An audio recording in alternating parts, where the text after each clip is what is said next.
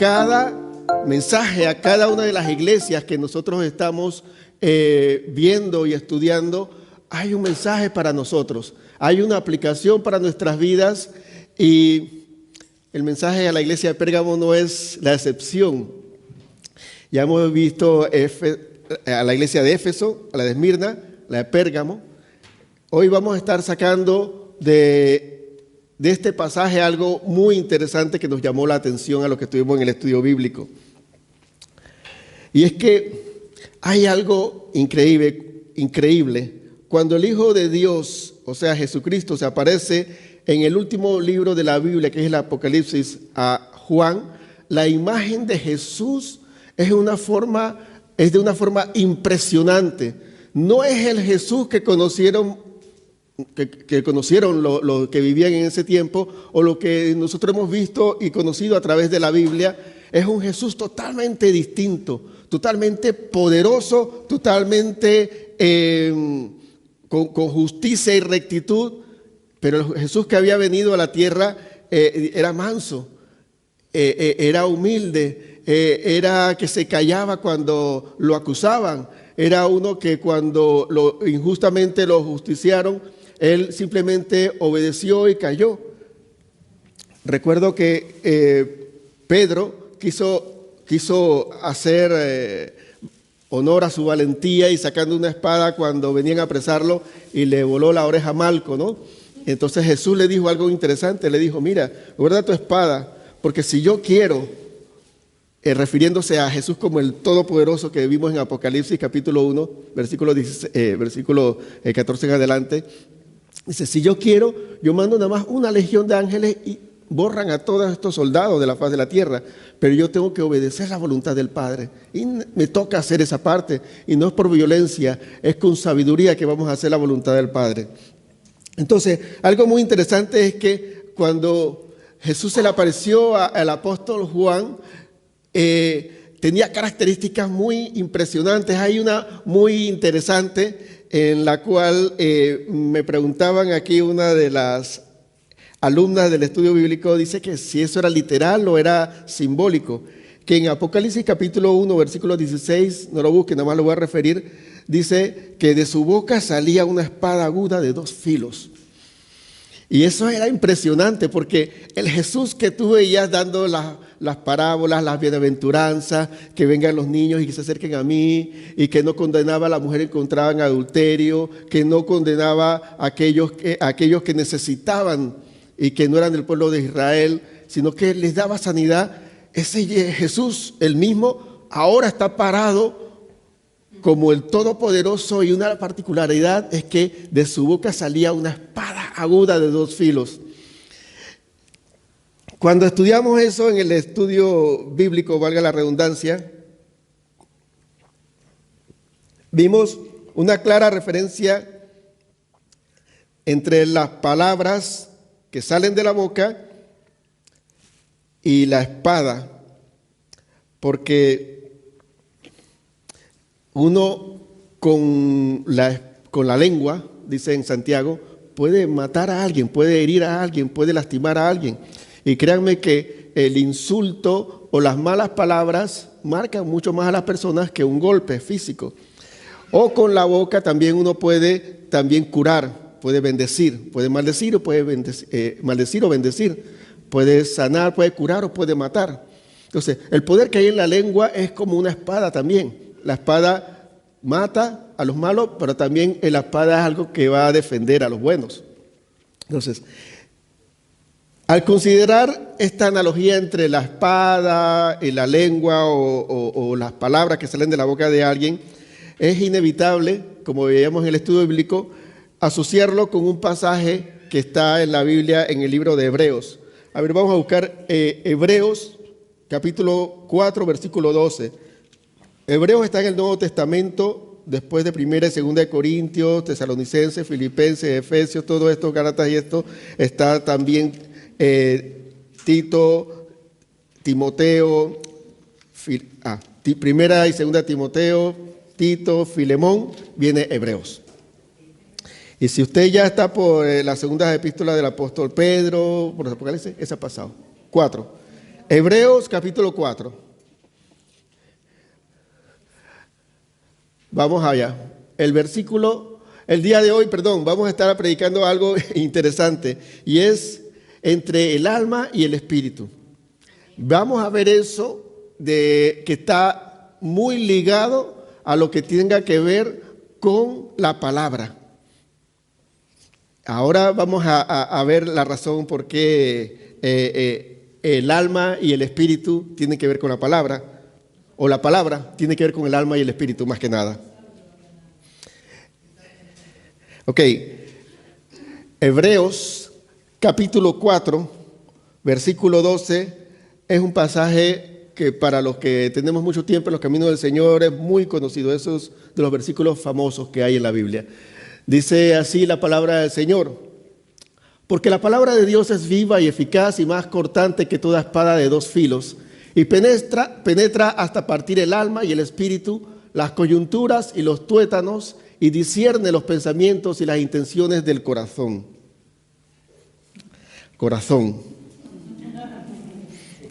Ya ves que estoy hablando un poco mejor el español, ¿no? Y no es español, es español, porque no es con Z ni con C. La palabra de Dios es viva y eficaz. Vamos a ir paso a paso desmenuzando este versículo para que le saquemos el mayor provecho y encontremos ese tesoro escondido que Dios tiene en su palabra en cada versículo. En este versículo que parte de que Jesús se presentó ante la iglesia de Pérgamo como el que tiene la espada de dos filos, vamos a ver la razón principal por la cual Jesús se presenta de esa forma y por qué nosotros tenemos que también conocer al Jesús que se presenta de esa forma, porque eso tiene que ver con nosotros. Aunque cuando vemos el mensaje a la iglesia de Pérgamo decimos como, no tiene nada que ver con nosotros, pero sí tiene que ver mucho con nosotros cuando desglosemos esto paso a paso. ¿Cómo lo desglosamos paso a paso? Con la primera parte, que es, por decir un ejemplo, la palabra de Dios es viva y eficaz. Ok, la palabra de Dios es viva y eficaz, tiene que ver con cuando estudiamos la identidad de Jesús en base al Evangelio según San Juan, estudiamos algo muy interesante, es que Jesús es la palabra. Dice en Juan capítulo 1, no lo busquen, del versículo 1 en adelante dice, en el principio era el verbo, o era la palabra, y el verbo era con Dios, o sea, la palabra era con Dios, y el verbo, o sea, la palabra era Dios.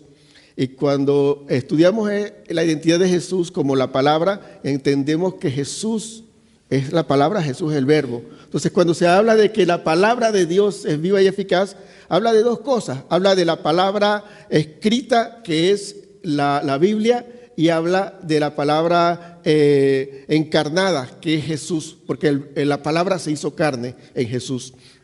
Entonces, es viva y es eficaz. La primera parte, que es viva, tiene que ver con que no es algo que pasa, no es mortal, no es algo que vence o caduca.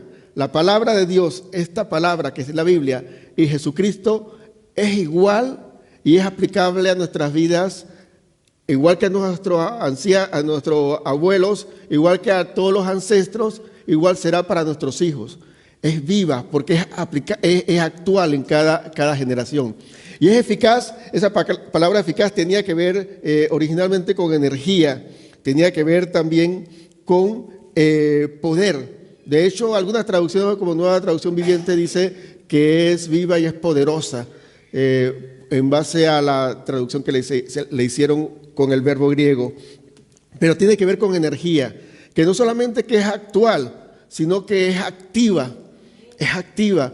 Y así mismo como el Señor a través de su palabra hizo los cielos y la tierra, dice en Génesis, igual hoy día a través de su palabra, que es Jesucristo, crea cosas. Y al igual que la energía que infunde para tener el valor y el coraje y la valentía que le dio a los héroes de la fe para mantenerse en el propósito de Dios, igual es el poder y la energía que nos da a nosotros hoy día. Y a que y a la energía que necesitarán nuestros hijos también. Desglosando la primera línea, que es viva y eficaz, tiene que ver con que es actual y que es poderosa y es capaz. Eficaz tiene que ver con eficiente, que es algo que no hay fallo en eso, es algo que va a funcionar. La palabra de Dios va a funcionar en nuestras vidas, funciona y funcionó. Para ir avanzando, la segunda parte es que dice que la palabra de Dios corta, penetra y discierne. O sea, lo he puesto de esta forma para que podamos tener el resaltado y podamos entonces estar claros en esta parte. Cortar es cuando algo está totalmente unido y tú lo partes, ¿no? Penetrar es cuando tú no solo lo partes, sino que también entras. Hablando todavía de la espada, de la palabra, o puede ser un cuchillo. Y discierne tiene que ver con dividir, con separar. Eso se usa en el discernimiento de espíritu, ¿no? O sea, que tú disciernes qué está bueno y qué está mal. Disciernes es un espíritu correcto, un espíritu malo, un espíritu de Dios, un espíritu del enemigo que se disfraza de ángel de luz a veces para engañarnos. Y con la palabra nosotros podemos discernir, decir, esto parece de Dios, pero no es de Dios. Así que esto yo lo divido y digo, esto va en la categoría que no es de Dios, discernir. Entonces, la palabra de Dios llega y parte algunas cosas que para nosotros es igual. Es como, es la misma cosa, la parte. Luego entra en lo más profundo y al entrar en lo más profundo, que es profundizar, divide las cosas y nos da la claridad entre lo que es bueno y lo que es malo. Y cuando vamos a entrar más profundo, tenemos que tener otro tipo de división, es que entre qué es lo bueno y qué es lo mejor. Más adelante vamos a hablar de algo muy interesante que tenemos que tener en cuenta nosotros como cristianos, que nosotros como cristianos muchas veces pasamos la etapa entre lo bueno y lo malo y decimos esto es bueno, esto es malo. Bueno, algunos no.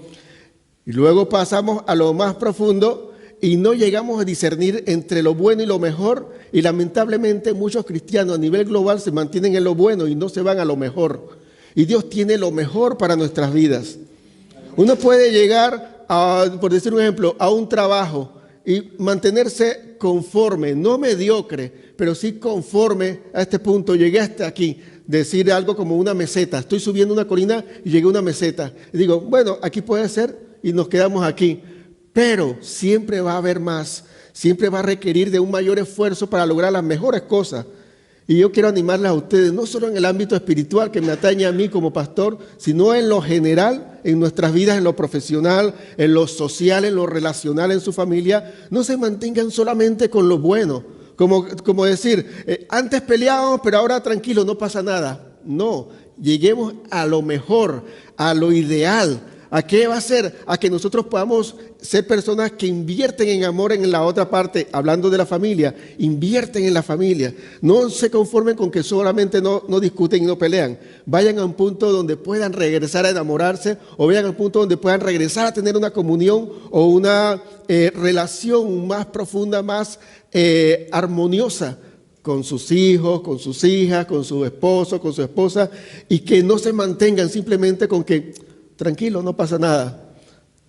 Porque a veces eso es un grado de mediocridad muy bajo, pero un grado ciertamente de mediocridad, porque tenemos la posibilidad de conseguir algo más y no lo alcanzamos o no avanzamos.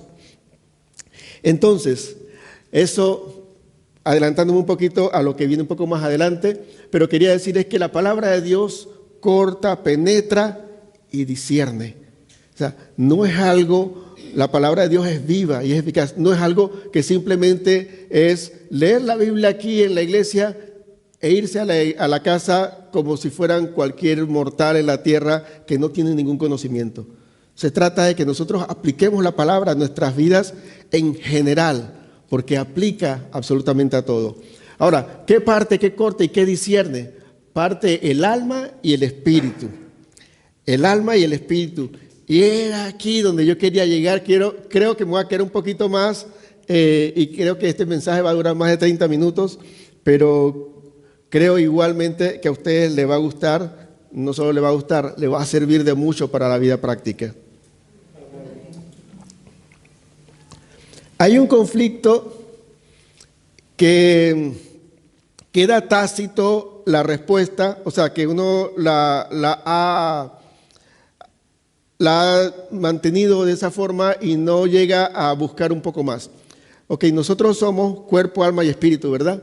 Pero la forma en que actuamos, nosotros actuamos como lo material y lo inmaterial. Nosotros actuamos de esa forma, nosotros actuamos como lo físico y lo espiritual, o lo que no es físico, lo que no se ve.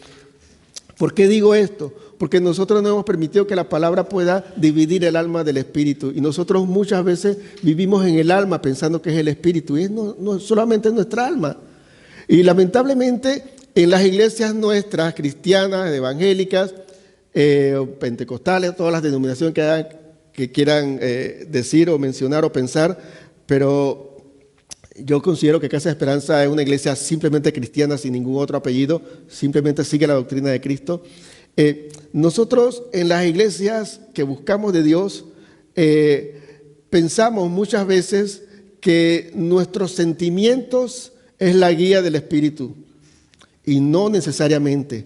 Nuestro sentimiento tiene que ver con nuestra alma. En la alma están los pensamientos, sentimientos y emociones. Entonces, ¿cómo divide el espíritu o la palabra el alma? Lo divide en la forma en que podamos nosotros a través de la palabra entender que, que el alma en algunas ocasiones en la Biblia aparece como el corazón. El alma en algunas ocasiones aparece como la carne. Y cuando usted lea nuevamente la palabra de Dios y encuentre como que los deseos de la carne, esos son los deseos del alma, los deseos que están en la parte de nuestra alma, nuestra parte interior, porque no es un deseo que tiene, no es hambre. Hambre es un deseo físico. Deseo de venganza es un deseo del alma. Pero ¿cómo sale? De la carne. El gusto en el chisme, eso es un deseo y un apetito de la carne. No sale del estómago, ni sale de otra área de nuestro cuerpo, sino del alma. Porque el alma es la que tiene la conexión con la tierra, con la conexión con lo terrenal. El espíritu tiene la conexión con lo espiritual. La parte vertical tiene que ver con el espíritu y la parte horizontal tiene que ver con el alma. Entonces, el alma o el corazón o la carne, en ese lugar hay sentimientos y emociones conectadas con la tierra. Es la parte inestable y anímica. Entonces, voy a avanzar para decirlo del espíritu para entonces luego poner las comparaciones y podemos tener la claridad de nuestro andar cristiano. El espíritu es la fuerza y estabilidad interna que viene de parte de Dios, o sea que es la parte estable de nuestra vida. Ya tenemos claro que lo inestable está en el alma y lo estable está en el espíritu, porque lo estable viene del Espíritu Santo, viene del Espíritu de Dios. En la parte vertical se provee, se alimenta de ello, y el alma viene en la parte horizontal, de mi parte con todos ustedes con mi parte. Tiene que ver con, en la parte sigue horizontal, en la parte del ambiente y la atmósfera. Porque, miren, voy a decir algunas cosas que van a sonar para algunos cristianos de tiempo como que un poco fuerte. El ambiente, aunque la Biblia habla de que hubo un ambiente cuando los sacerdotes ministraban y bajó como una nube y se sintió la presencia del Señor, pero el ambiente donde se siente la presencia de Dios está en la parte del alma. Está en la parte de lo horizontal. Porque la certeza está en la parte vertical. Dice que el Señor prometió estar con nosotros todos los días hasta el fin del mundo. Eso es horizontal. Esto no tiene que ver con que yo lo sienta o no lo sienta. O sea, no depende de que yo sienta a Dios el que la verdad sea de que Él está conmigo. Entonces, nosotros como cristianos tenemos la tendencia a veces no sentir a Dios.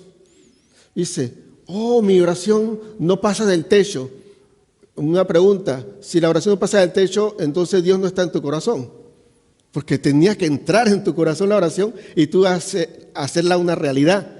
con la fe y la certeza de lo que se espera, la convicción de lo que no se ve, entender que eso es una verdad, aunque las circunstancias nos indiquen otra cosa. Porque las circunstancias son horizontales, las circunstancias están en el alma, pero la verdad de la palabra es simplemente esa, es la verdad, punto.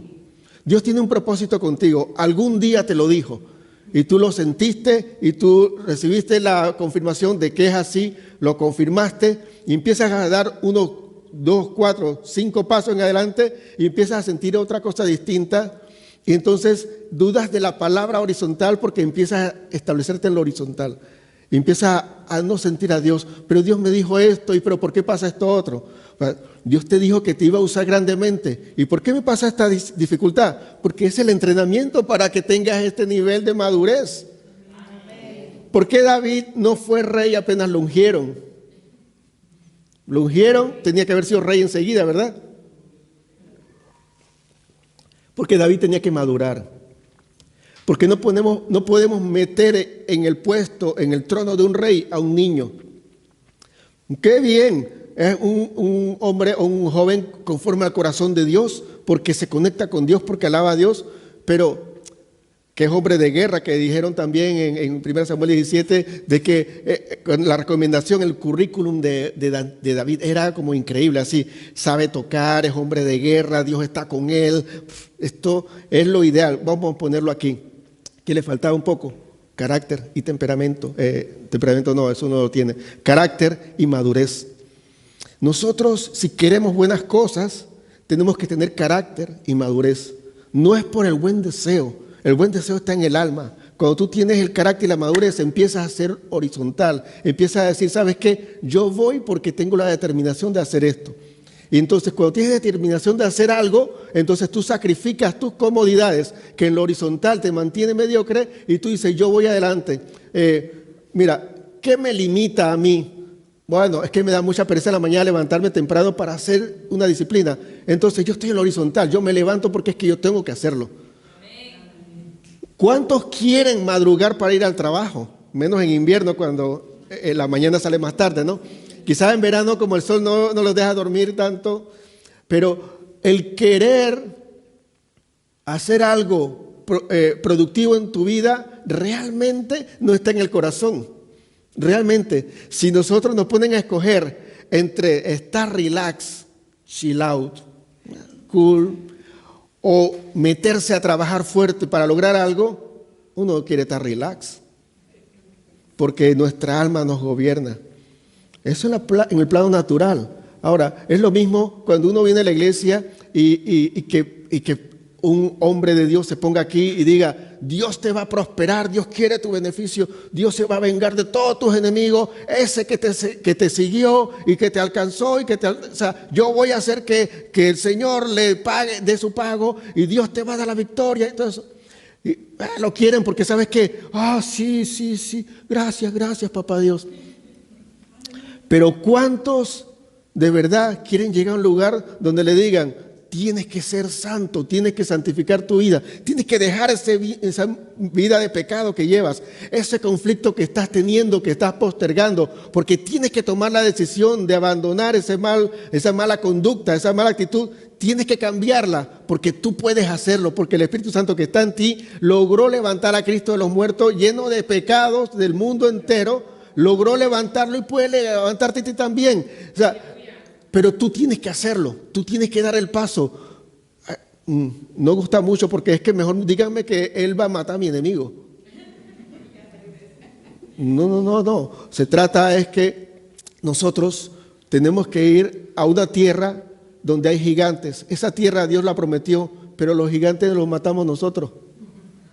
Ustedes se han dado cuenta que Dios saca al pueblo de Israel de ser esclavo, lo pasa por un desierto y lo lleva a una tierra prometida donde hay gigantes. O sea, uno dice, en el alma, uno dice, tienen razón los 2 espías que se dijeron, estos son tan grandes que nosotros somos como cucarachas con esto. Esta gente nada más nos pisa y no vamos a nada. Pero 2, Josué y Caleb dijeron, verticalmente dijeron, esa es la tierra que Dios nos prometió. Entonces son los gigantes que Dios nos dio como victoria también sobre ellos.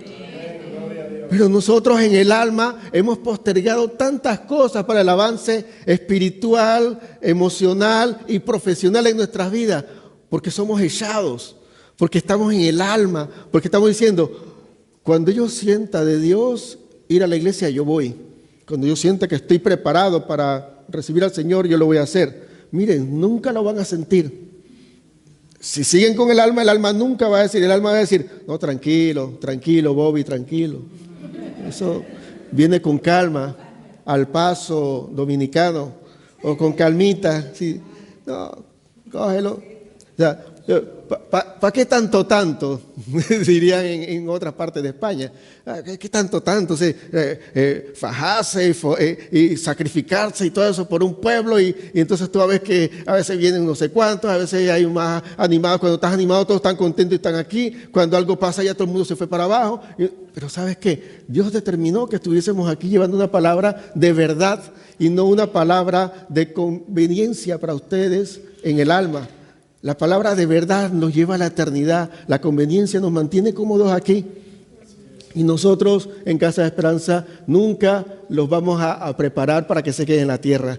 Siempre los vamos a preparar para que estén en la eternidad con todos nosotros. Amén. Esa es la diferencia. Nosotros tenemos que hablar en el espíritu y no en el alma.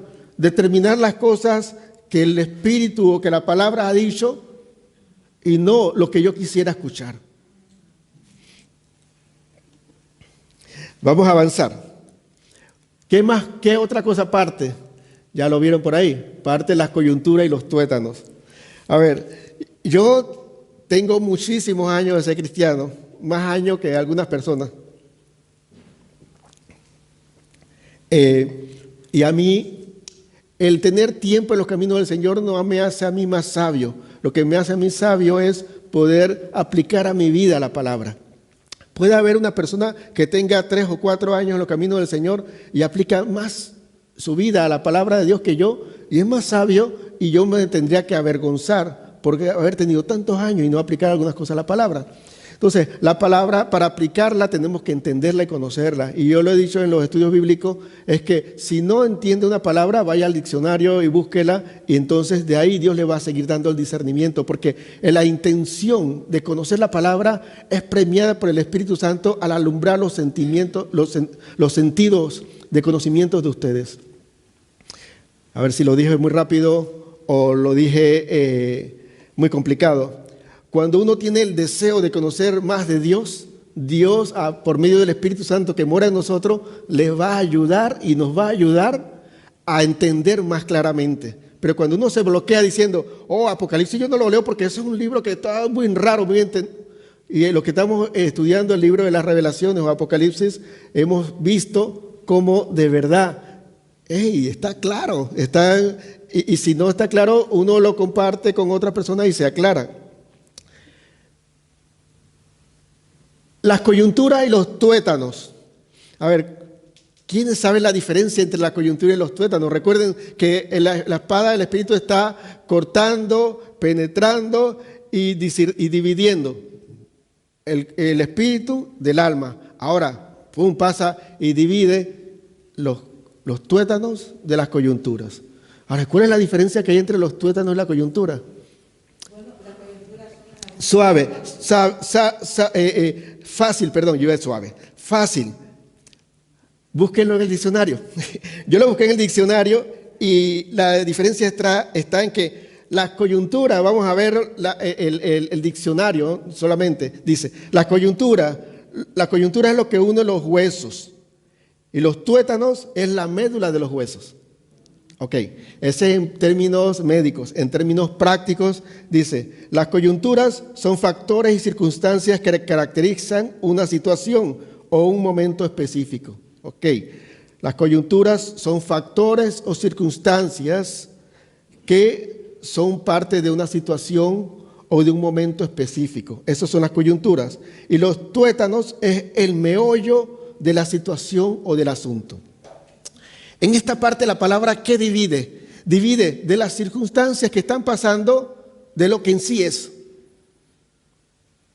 Lo que une los huesos de lo que está dentro del hueso.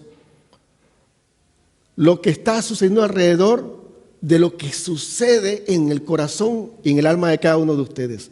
Eso es lo que divide la palabra. ¿Pero por qué lo tiene que dividir? Porque nosotros fácilmente nos dejamos llevar por las circunstancias, por las coyunturas, por el ambiente, por lo que sucede. A ver, ¿cuántos de los que han llegado, por decir un ejemplo, a un lugar aquí en la iglesia, y hay 3, 4 gatos nada más, y uno le da una tristeza porque no hay mucha gente, y uno dice, ah, entonces hasta uno empieza a psicosearse y la alabanza no es tan así profunda porque no escuchaste la voz del resto de la gente, y nada más tres personas, que las cuales las 3 habían 2 que están desafinadas y una que más o menos llegó. Entonces tú dices, pero qué ambiente, que ahí no estaba Dios. O sea, porque es la circunstancia. Pero ¿cuál es el meollo del asunto? ¿Por qué tú viniste a buscar de Dios? Él está ahí. Entonces, el meollo del asunto es que Dios está ahí, aunque tú no lo sientas. Que Dios tiene un propósito, aunque todo alrededor dice que Satanás tiene el control de todas las cosas, y no tiene tanta mentira eso, porque Él es el príncipe de este siglo, de este mundo. Pero el meollo del asunto es que tú y yo, en medio de todo el caos y la situación, somos la luz en medio de este mundo oscuro. El mundo cada vez tiene menos luz. Menos luces porque tú te das cuenta de que es ilógico muchas de las cosas de lo que se está estableciendo para hacer en la nueva normalidad, en la nueva tendencia. O sea, hay muchas cosas que son ilógicas. Yo no voy a entrar en detalle con esto, usted lo puede sacar a conclusión. Pero hay muchas cosas que son ilógicas a nivel médico, que no deben de hacerse, tener esa actitud, pero es ilógico, pero todo el mundo se va por esa circunstancia, por esa dirección, y porque el mundo está cada vez más oscuro, sin entendimiento. Entonces nosotros tenemos la luz. La luz es para brillar, no para, en el caso con las personas, no para hacerlas sentir menos, es para que vengan al conocimiento y para que puedan tener la claridad, para que Cristo sea mostrado a través de nosotros, no que nosotros nos creamos los Cristos de que somos los que sí sabemos. Se trata de que nosotros ayudemos a aquellos que están viviendo en temor hoy día por toda la situación del mundo, y no de que lo critiquemos porque viven en temor. Se trata de que nosotros podamos ayudar a la gente a venir al conocimiento y no de que tengamos que señalarla. Se trata de amar y aceptar a las personas para que ellos puedan recibir al Señor Jesús, y no de apartarlas y recriminarla o discriminarla más que nada. Se trata de que, ¿qué es lo que está sucediendo? Es la coyuntura, pero ¿cuál es el meollo del asunto? Eso es el tuétano. Y Dios necesita que con su palabra nosotros podamos entender las dos partes y ponerlas por separado. Me está sucediendo todo esto que es fatal en mi vida, pero en el fondo Dios está trabajando en mi vida en esto. Porque si yo me quedo viendo todo lo que sucede en mi vida, Dios nunca va a actuar y nunca va a tener una efectividad en mi vida, y mi vida va a ser un fracaso verdadero porque yo me enfoqué en lo horizontal, cuando tengo que conectarme en lo vertical, porque el alma no puede gobernar mi vida, sino que el espíritu tiene que llevar el control. Lo que sube y baja no puede ser estable. Lo estable es una sola recta. El Espíritu Santo, el Espíritu, que es a través de la palabra, nos lleva a una sola verdad. La verdad no es voluble, no es variante, no es que la verdad a veces es así, a veces es buena, a veces la verdad es mala. No, la verdad siempre es buena. El alma nos hace ver que la verdad no es buena a veces porque no la consiente, porque no está en su agrado. Pero cuando uno se entrena, no se trata de estar agradado. Cuando uno se entrena, se trata de lograr un objetivo. Se trata de que si yo estoy haciendo ejercicio físico, es que me va a doler y voy a tener que entender que tengo que alimentarme con este tipo de proteínas, no meter estos químicos, no hacer estas cosas, tener una vida un poco saludable, descansar bien, porque mi objetivo es llegar a tener físicamente un buen cuerpo. Pero el alma va a decir, no hombre, cómete un poco más esta cosa que no es saludable. No, quédate un poco más con los amigos y pásala bien y no descanses bien. Obviamente no lo dice de esa forma, pero lo dice, pásala bien, pásala relax, y eso lo dice mucho el alma. Entonces, las circunstancias nos llevan a perder el objetivo el meollo del asunto, de los tuétanos, y se mantiene enfocado en la coyuntura. Por eso es que la palabra tiene que discernirlo, tiene que dividirlo, tiene que cambiarlo y partirlo. Lo último, discierne los pensamientos y las intenciones del corazón. Ok. ¿Qué diferencia hay entre pensamientos e intenciones? Yo le voy a responder. Los pensamientos son externos y las intenciones son internas. Nadie tiene una intención por usted. Algún pensamiento, alguna palabra te puede llevar a que tú tengas una intención hacia algo. Una intención a ser agresivo, una intención a ser amoroso, una intención a ser pasivo, una intención a ser reflexivo. Pero esa intención la generas tú. Los pensamientos son cosas externas que llegan a nuestras vidas. ¿Qué pasa? Una de las estrategias que nosotros hemos hablado mucho, la pastora y yo, acerca de la estrategia de Satanás, sin querer profundizar en las profundidades de Satanás, sino simplemente agarrar sus maquinaciones porque no podemos ignorarla, y es que te habla en primera persona. Su pensamiento se hace pensar que es tu pensamiento y es tu intención. Entonces, él habla a tu mente y te susurra y te dice, no, es que la verdad que yo no puedo, esto está muy difícil. Y uno se queda pensando, es que no puedo, está difícil. Porque si tú escucharas, no puedes, está difícil, tú dirías, sí puedo. ¿Qué estás diciendo? Porque la gente, algunos países, el reto es que si tú quieres desafiar especialmente a los jóvenes y eso, dice, vamos a bebernos todo esto de alcohol puro, 100%, y no nos va a pasar nada. ¿A qué no lo hace? ¿A qué no lo hace? Mira, yo lo hace. Entonces, ese reto, uno cuando es cristiano lo conoce y dice, no, cuando Satanás dice que yo no puedo, él va a demostrar que sí puedo. Y uno dice, sí puedo, porque la palabra dice, todo lo puedo en Cristo que me fortalece. Y la palabra dice esto y aquello. Pero cuando Él te viene y te dice, no puedo, tú te quedas pensando, ¿es mi pensamiento? Es que es verdad que no puedo. Entonces, son pensamientos externos que te llevan a tener una intención incorrecta en el aspecto de Satanás. Pero los pensamientos de Dios están plasmados en su palabra y que te llevan a tener una intención correcta. Entonces, ¿qué es lo que tiene que hacer la palabra para dividir los pensamientos de las intenciones del corazón? Tiene que darnos luz con todo lo correcto de parte de Dios para que nosotros podamos discernir que esos pensamientos externos o vienen de Dios o vienen del enemigo, pero yo tengo que tener la intención por lo correcto. Cuando tú entiendes que los que te vienen a la cabeza, a ver, sin que levanten las manos, sin que digan absolutamente nada, yo puedo garantizar al 100% que todos tenemos malos pensamientos en varios momentos de nuestro día. Malos pensamientos. Hay pensamientos que nos pasa que yo y lo agarro y lo hago.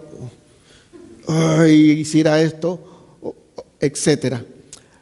Ahora, el pensamiento puede pasar, pero la intención es cuando el pensamiento hace un nido, como decía un dicho, que los pájaros pueden volar en tu cabeza, pero no permitas que hagan un nido, que se posen ahí en tu cabeza. Entonces, miren, pensamientos vamos a tener, pero nosotros tenemos que combatirlos, porque nosotros tenemos que tener la intención que la palabra nos ponga de hacer siempre lo bueno y de discernir entre cuando viene un pensamiento, decir, no, mi intención siempre ha sido seguir la palabra. Viene un pensamiento que diga, no puedes, que es uno de los más incide mucho el enemigo en esto. Esto está difícil, eso no se puede, no vas a poder. Recuerda que tienes esto, que tienes que hacer esto y te pone un montón de distracción. Uno tenga la intención de buscar de Dios, que esos pensamientos entonces sean divididos con la palabra, porque dice la palabra que no se dejen de congregar como muchos tienen por costumbre. Dice la palabra que no hay que dejar de congregarse. Jesús en Juan, el Evangelio según San Juan, narra el apóstol que Jesús en su oración final, antes de ir a la cruz, oraba y decía, Padre, que ellos sean uno, así como tú y yo somos uno, que ellos sean uno. O sea, ¿qué significa? Que seamos personas que nos guste la unidad, que nos guste estar en congregación, Entonces, cuando tenemos estos principios o estos pensamientos bíblicos, entendemos que cuando un pensamiento nos quiere alejar de estar unidos en la iglesia, ese pensamiento no viene de Dios y lo podemos discernir por medio de la palabra, porque la palabra dice otra cosa y podemos dividirlo y decir, esto no es de Dios, porque lo que Dios quiere es que estemos unidos, lo que Dios quiere es que compartamos. Mira, cuando viene un pensamiento de hablar mal de otro, dice la palabra es edificados unos a otros, por eso es que tienen dones y talentos, para la edificación mutua, para que vayan creciendo y unidos concertadamente uno con otro. En 1 Corintios dice, en 12, que la razón de los dones y las habilidades que Dios nos da dentro de la iglesia es para que todos crezcamos en el cuerpo de Cristo. Y entonces un mal comentario acerca de alguien de la iglesia va en contra de lo que dice la palabra, que seamos unidos y que nos ayudemos mutuamente. Porque si hablamos mal de otro, lo menos que hacemos es ayudarle. Porque si uno tiene algo en contra de alguna persona, es mejor decírsela pensando siempre, abriendo la duda de que quizás yo estoy interpretando mal algo. Me explico en esa parte. No es llegar por decir un ejemplo, ante José y decir, José, no, todo esto está mal, porque José me va a decir, es que yo vengo cansado, yo no puedo hacer bien el trabajo porque vengo cansado del trabajo. O sea, uno siempre tiene que llegar ante una queja. ¿Qué te pasa? ¿Por qué está pasando? Y eso lo he aprendido mucho en la parte de empresario. En Panamá, cuando tenía que lidiar con empleados, con personas, siempre hay que ver que el rendimiento tiene una raíz, un motivo. No es que todo el mundo quiera hacer las cosas mal. Hay que ver si su motivación está mal, si su alma está afectada, si tiene problemas en su casa que no se concentra. Si hay que ver estos detalles, y es lo mismo que entre nosotros tenemos que ver. Si vemos algo mal de alguien, entrar y ver, pero mira, yo pienso que estás haciendo esto y esto, aquello, pero a mí no me parece que está bien, pero hablemos. Entonces, la intención que sea siempre de edificar. La intención que sea siempre de motivar al crecimiento espiritual. Entonces, cuando vemos que la palabra logra discernir o dividir o partir el alma del espíritu, que ya lo expliqué, logra dividir la coyuntura de los tuétanos, la intención real de lo que Dios está haciendo con la circunstancia, logra dividir los pensamientos externos que vienen del enemigo de nuestra intención genuina, que debe ser seguir a Dios. La palabra logra dividir eso. Entonces, ¿en qué lugar queda la palabra en nuestras vidas? La palabra en nuestra vida entonces debería llegar a estar en el primer lugar. Y he aquí un llamado de atención con mucho amor. Es si la palabra tiene la capacidad de hacernos a nosotros mejores personas, no solo mejores cristianos, sino también mejores personas y mejores todo. ¿Por qué nosotros somos tan reacios a meternos a estudiar la palabra? ¿Por qué cuando hay un estudio bíblico, siempre el estudio bíblico es lo que queda después, si acaso? ¿Por qué cuando hay un culto de predicación, eso queda después, si me da el tiempo? ¿Por qué si hay un ayuno, queda si tengo tiempo? Porque cuando nosotros nos queremos organizar para unas vacaciones, nosotros o queremos un viajecito express, hacer algo ahí, nosotros arreglamos hasta el horario con cualquier trabajador que está con nosotros. Le decimos, cúbreme en esto y eso, o si no, yo pago este tiempo. Pero nosotros no hacemos ni el mínimo esfuerzo cuando algo tiene que ver con aprender algo más de la palabra. De hecho, la palabra para nosotros tenemos que tener cuidado de no seguirle el pensamiento al enemigo de que es muy complicada y entonces cerrarla y dejarla así nomás tan rápidamente a un lado.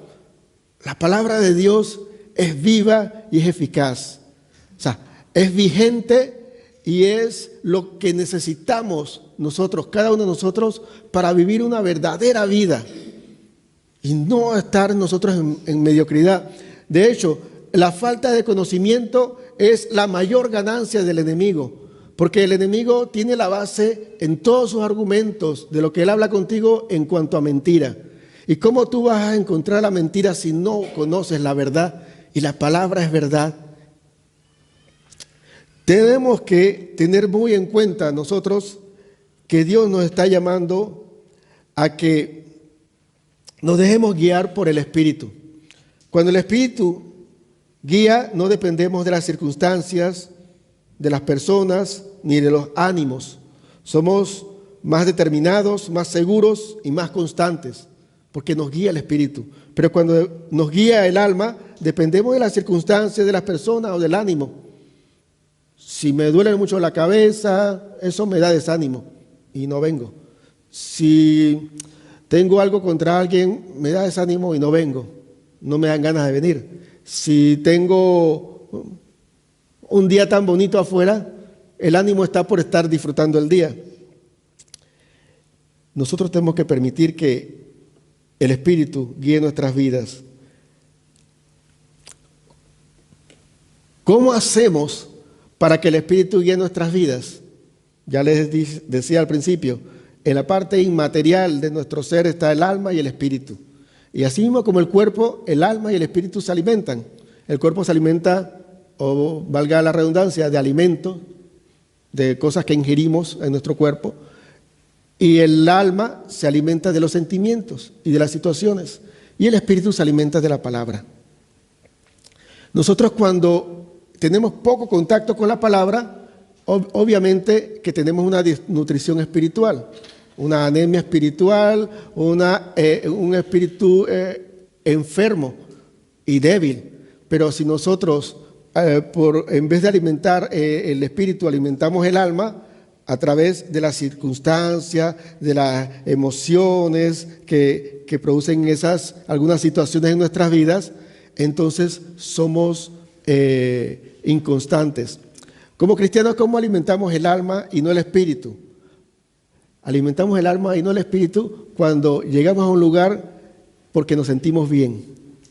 Si usted llega a este lugar porque se siente bien, porque no soy un predicador que grita, porque no soy un predicador que condena con la santidad y porque mucho tiempo he estado hablando del amor, usted ha sido una persona que ha crecido mucho en el alma, pero el espíritu crece a través de profundizar en la palabra. No hay otra forma. Entonces, si nosotros nada más estamos porque nos agrada, porque nos gusta, porque el culto está bonito, porque la palabra fue bonita, entonces hemos hecho toda nuestra base en base al alma. Pero si nosotros escuchamos detenidamente lo que se está predicando y vamos a empezar, vamos a la casa y eventualmente cada vez que tenemos un momento libre, que sé que cada uno tiene su tiempo, tenemos un momento libre, estudiamos la palabra o meditamos en ella o estamos preguntando sobre ¿qué significa esto, pastor? O alguien, vamos a ver qué significa esto. Si nos mantenemos en eso, estamos alimentando el espíritu. Entonces, la razón principal por la cual nosotros tenemos muchas derrotas y fracasos espirituales es porque el espíritu es anémico y el alma es fuerte. Y nosotros tenemos que invertir eso. Nosotros tenemos que basar nuestra vida en la verdad, en lo determinado que nosotros queremos alcanzar, sobre todo la altura espiritual que debemos tener, la estatura espiritual que debemos tener y no ser niños espirituales, después de tener varios años de conocer al Señor, ser ya adultos espirituales y no vivir por los sentimientos y por cómo me conviene, o sea, no querer jugarle la astucia a Dios. Es saber que Él es cierto y Él es veraz y eso no va a cambiar nunca. Entonces, necesitamos meternos más en la palabra. Vamos a dejarle nada más aquí el desafío, creo que lo puse. Necesitamos tener un cristianismo de la palabra. Necesitamos recibir el desafío de vivir un cristianismo de la palabra. Ser cristianos de la palabra. Ser cristianos bíblicos, no cristianos emocionales. Vamos a orar para que Dios nos ayude en eso, porque solamente Él nos puede ayudar. Señor, yo te doy gracias, Padre, porque tú nos guías y nos enseñas cada día más a cómo madurar en nuestra vida espiritual y no permites que nos quedemos sin conocimiento. Tú nos los das a diario. Nos toca a nosotros sintonizarnos contigo y te pido que tú nos ayudes, Dios, a estar conectados contigo cada día más. Ayúdanos, Dios, a que nuestra alma no sea la que nos guíe, sino que el Espíritu sea el que nos guíe, porque nos guía a toda verdad, nos guía a lo bueno y a lo correcto y lo verdadero. Te pido, Padre, en el nombre de Jesús, que tú, esta palabra que se ha compartido en el día de hoy, dé muchas vueltas en nuestra cabeza, que pase de ser un pensamiento a ser una intención de nuestro corazón, de seguirte a ti, de crecer espiritualmente. Ayúdanos, Dios, a entender la diferencia entre el alma y el espíritu, entre las circunstancias que suceden a nuestro alrededor y el meollo del asunto, lo profundo de Dios que está Dios trabajando en nuestras vidas, Señor, y poder entender mejor la vida y vivirla de una manera correcta. Llévanos, Dios, a ser personas que vivamos un cristianismo de la palabra. Que el Espíritu sea el que guíe nuestras vidas por completo y que nada en lo absoluto nos distraiga del objetivo principal que eres tú, Señor Jesús, el autor y consumador de nuestra fe. Ayúdanos a ser firmes en la palabra y no claudicar, no estar divagando entre sí o no, sino estar claros en que lo mejor lo queremos y no quedarnos solamente con lo bueno, sino que lo mejor es lo que tú has destinado para nuestras vidas. Gracias, Señor, en el nombre de Jesús. Amén.